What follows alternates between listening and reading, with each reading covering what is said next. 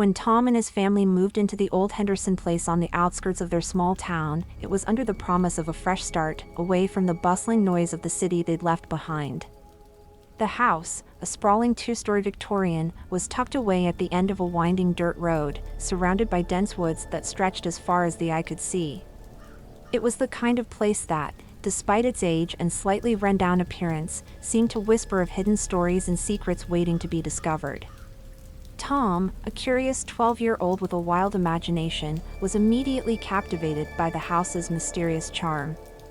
He spent the first few days exploring every nook and cranny, from the dusty attic filled with old trunks and forgotten treasures to the creaky basement that still held coal from when the house was first built. But it was the air vents that intrigued him most. Unlike modern vents, these were large and ornate, covered with intricate metal grills that suggested they were as old as the house itself.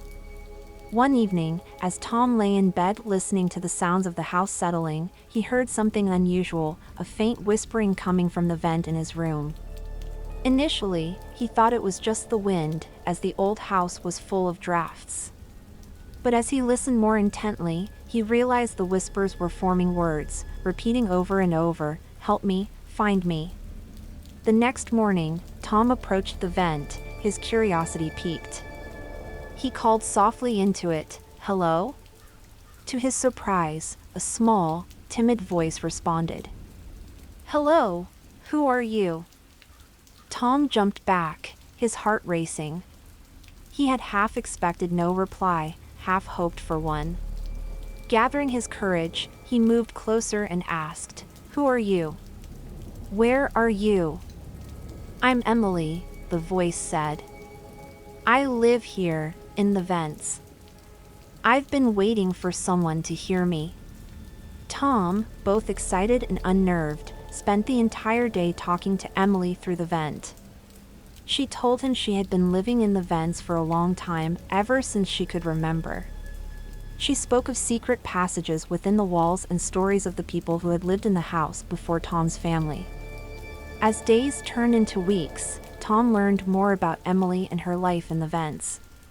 She described a labyrinth of passages that crisscrossed the entire house, hidden from the eyes of normal inhabitants. Emily became Tom's secret friend, a friend no one else in his family knew about or would even believe existed. Tom's parents noticed him talking to the vents and assumed it was just an imaginary friend, a common coping mechanism for the loneliness of being the new kid in town without friends. They smiled at each other, pleased he was adjusting to the move in his own way. But then, things began to change. Tom noticed small items moving around the house, books not where he had left them, kitchen utensils rearranged, and toys appearing in different rooms. When he asked Emily about it, she giggled and said, "It's fun to explore and move things around. It makes the house feel alive." As Halloween approached, Tom decided he wanted to meet Emily in person. He pleaded with her to come out from the vents, or to show him how to get into the passages.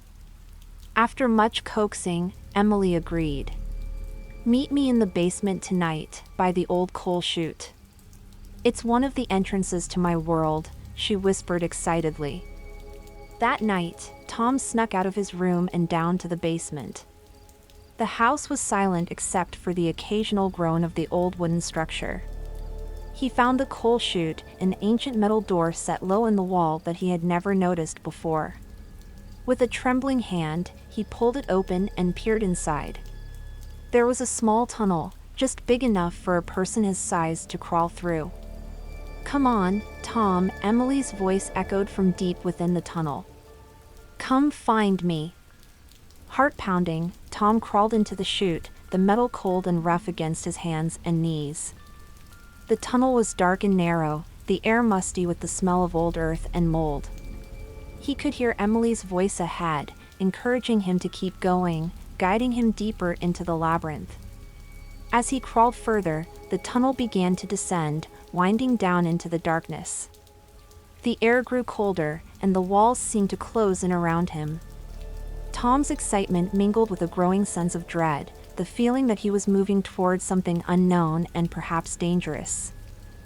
Finally, after what felt like an eternity, the tunnel opened into a large, dimly lit chamber. Tom stood up, his legs shaky from the crawl. The room was filled with old furniture, piles of books, and toys, lots of toys, scattered around like remnants of a forgotten playroom. "Emily?" Tom called out, his voice echoing slightly. "Where are you?" There was no answer. Only the soft drip of water somewhere in the shadows broke the silence. The air felt heavy, oppressive, as if it were thick with dust and secrets. Tom's flashlight beam cut through the darkness, revealing more of the strange underground room. The walls were lined with old, faded wallpaper, peeling at the edges, and the floor was a patchwork of worn, dusty rugs. As he moved the flashlight around, the light fell on a small figure sitting in the corner of the room. It was a doll, an old porcelain one, with a cracked face and missing eyes. Next to the doll was a small pile of personal belongings, children's shoes, a tattered book, a rusty toy car. It looked like a collection, items gathered over many years, each holding its own forgotten story. "Emily?" Tom's voice was barely a whisper now, his throat tight with fear. He stepped closer to the doll, his heart pounding in his chest. Suddenly, the doll's head moved, its cracked lips parting slightly as if about to speak. Frozen in place, Tom watched in horror as the doll slowly stood up, its movements stiff and unnatural. The air around it seemed to shimmer, and then, from within the shadows behind the doll, a figure emerged. It was a girl, but not like any girl Tom had ever seen. Her skin was pale, almost translucent, and her eyes were too large for her face, giving her an eerie, doll-like appearance.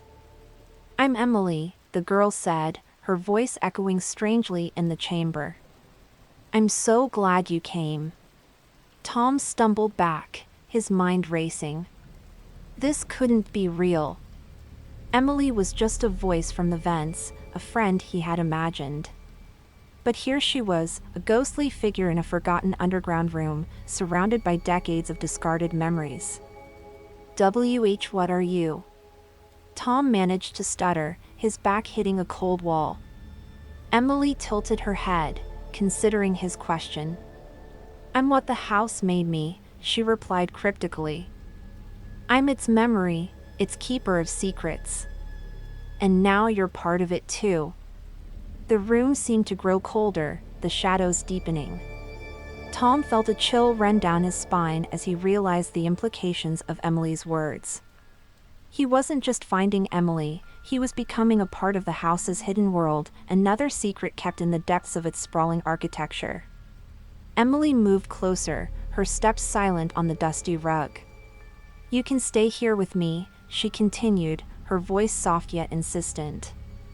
"We can play forever. Just like the others." Tom's flashlight flickered, casting eerie shadows across the room.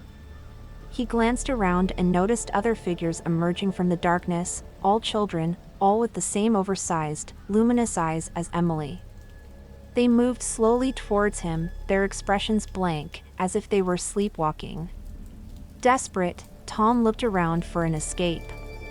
The tunnel through which he had come was his only way out, but it was behind the approaching children.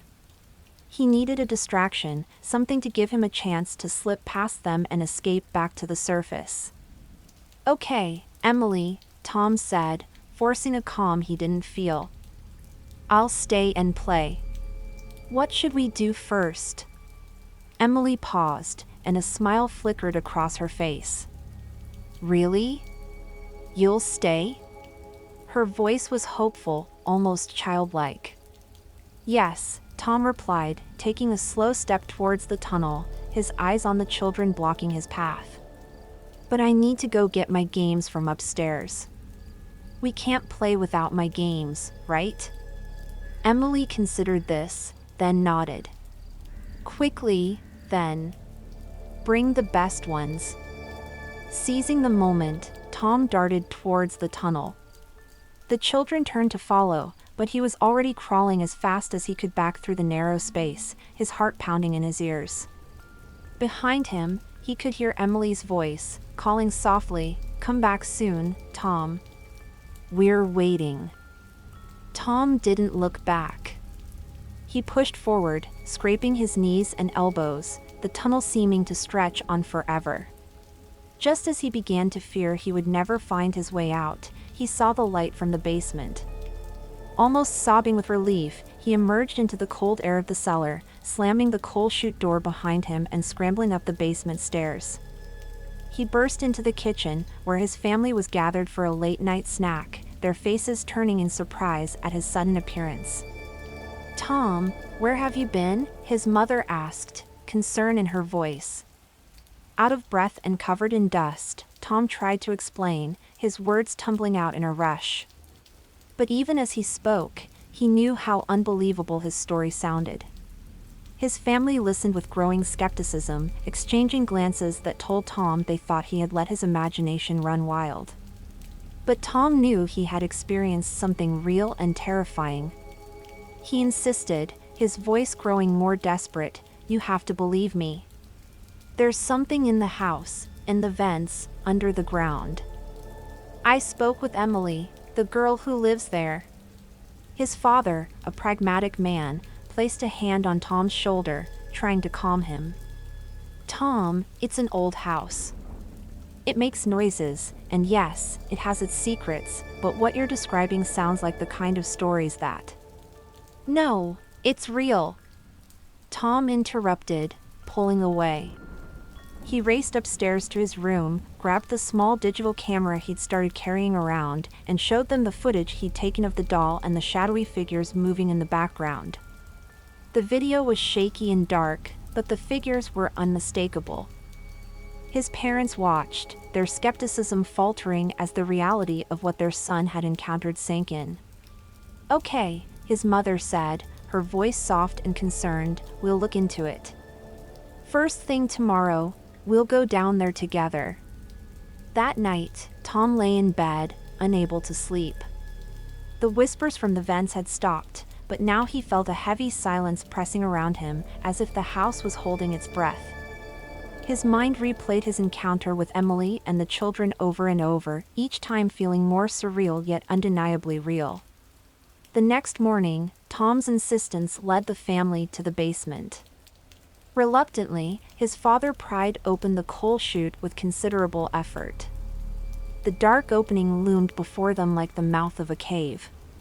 "Stay here," his father said, a flashlight in one hand and a crowbar in the other as a just-in-case measure. He crawled into the tunnel, his body disappearing into the darkness. Minutes passed, feeling like hours to Tom, who waited impatiently with his mother at the basement entrance. Finally, his father emerged, his face pale and his eyes wide with disbelief.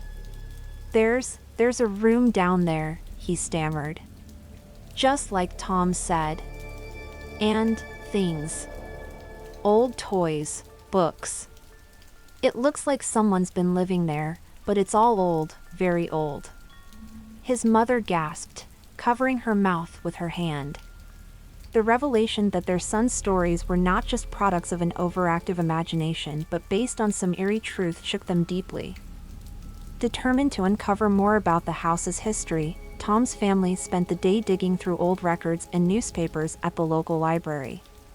They discovered that the Henderson house had been a children's home in the early 1900s, run by a reclusive widow known as Mrs. Henderson after her husband's mysterious disappearance. The home was closed under strange circumstances, with rumors of missing children never fully resolved. As they gathered more information, a chilling picture began to emerge. Tom was convinced that Emily and the other children he saw were those missing kids, their spirits trapped in the house, reliving their hidden lives through the vents and underground passages. Feeling a mix of fear and a need to help, Tom led his family back to the house. They stood before the entrance to the basement, each feeling the weight of the dark history they were about to confront. "We need to find out what they want, why they're still here," Tom said, a determined look on his face. His parents nodded, the gravity of the situation settling in. They equipped themselves with flashlights, and with a deep collective breath, they descended into the basement once more. The air grew colder as they approached the coal chute. Tom, leading the way with a bravery he hadn't known he possessed, opened the chute and crawled through. His parents followed, their own apprehensions held at bay by the need to support their son and uncover the truth. The tunnel sloped downward, the walls closing in around them as they moved. When they reached the underground room, the sight of the scattered toys and books under the dim beam of their flashlights was heart-wrenching. The air was thick with the presence of the past, each item telling a silent story of childhood interrupted. Tom moved through the room, his flashlight beam landing on the doll he had seen before. It sat exactly where he had last seen it, its cracked face oddly serene in the light. As they explored further, the silence of the chamber was suddenly broken by a soft whisper, echoing around them, "You came back." Tom spun around, searching for the source of the voice. There, emerging from the shadows, were Emily and the other children, their forms more defined now, their expressions a mix of curiosity and hope. "We need your help," Emily said, her voice clear and sad. "We've been waiting so long." Tom took a step forward, his family behind him, ready to listen, to help, however they could. The children began to tell their stories, their voices mingling in the dim light, a tapestry of tales woven from the echoes of the past. As Emily and the other spectral children recounted their histories, each story was a fragment of a larger, darker tapestry. They spoke of Mrs. Henderson, who had been kind at first, a benevolent guardian in a world that had discarded them. But as time passed, her grief over her missing husband twisted into something malevolent, a shadow that crept into her soul. She began to believe that the children were messages from her husband, telling her to join him in a realm beyond life. One by one, the children started to disappear. Some believed they had been adopted, but Emily knew the truth. They were taken to the room, the very room in which Tom and his family now stood, and were never seen again. The whispers of their fate had been trapped within the walls of the Henderson home, their spirits bound to the shadows of the house, replaying their last moments over and over in a loop of sorrow and fear. As the stories unfolded, the atmosphere in the room thickened, the air heavy with the weight of unspoken words and suppressed memories. Tom's flashlight flickered, casting dancing shadows across the walls, making the children's ghostly figures seem to twitch and writhe in the dim light. "We need to be released," Emily pleaded, her voice breaking with the weight of her eternal grief. "Help us move on." Moved by their plight, Tom's mother spoke, her voice firm yet compassionate. "Tell us what to do. How can we help you find peace?" Emily pointed to the wall behind them, to a section that seemed no different from the rest. "Behind here," she whispered, "you'll find what you need to free us." Tom's father used the crowbar they had brought from above. He pried at the wall, the plaster and wooden lath slowly giving way under his determined force. As the wall opened, a hidden compartment revealed itself, inside which lay a series of small, beautifully carved wooden boxes. Each box, Emily explained, contained a personal item from each child, items that Mrs. Henderson had taken to bind them to the house, to keep them close to her in her twisted reality. "Release these," Emily said, "and you release us." Tom and his parents carefully opened each box, removing the items and placing them gently on the ground in front of the children's apparitions. As they did, a light began to fill the room, soft and warm, a stark contrast to the cold, dark shadows they had grown accustomed to. One by one, the children stepped forward, touching their item briefly. With each touch, a child's figure became luminous, then slowly faded away, their form dissolving into the light, their whispered thanks echoing in the now gentle air. Finally, only Emily remained. She smiled at Tom, a deep, genuine smile that seemed to light up the dim room even more. "Thank you, Tom," she said. "For listening, for helping." Then, she too touched her item, a small, worn-out ribbon. As she faded into the light, the oppressive atmosphere lifted completely, leaving the room feeling just like any other old, dusty room. Tom and his family stood in silence, processing the night's surreal events. The room was now just a room, the toys and books mere objects, no longer charged with the energy of trapped spirits. As they left the basement, making their way back to their world of the living, the house felt different. It was as if a heavy veil had been lifted, the shadows now just shadows, the whispers just echoes of the past. But the peace was short-lived. As they reached the top of the stairs, a cold wind swept through the house, extinguishing the lights and plunging them into darkness. A heavy, suffocating presence filled the air, and a deep, dark voice, unlike any of the children's, echoed through the halls. "You freed them, but you are not free," it boomed, a sound that seemed to come from the very foundation of the house. "She is coming." Chilled to the bone, Tom and his family turned towards the sound, only to see the shadow of Mrs. Henderson, distorted and vengeful, stretching out from the basement door, her figure twisted with rage. "You cannot escape," she hissed, her voice a nightmare brought to life. "This house will never let you go." As her shadow loomed larger, threatening to engulf them, Tom and his family realized their ordeal was far from over. The house held more secrets, more darkness than they had anticipated, and their fight to save themselves had just begun.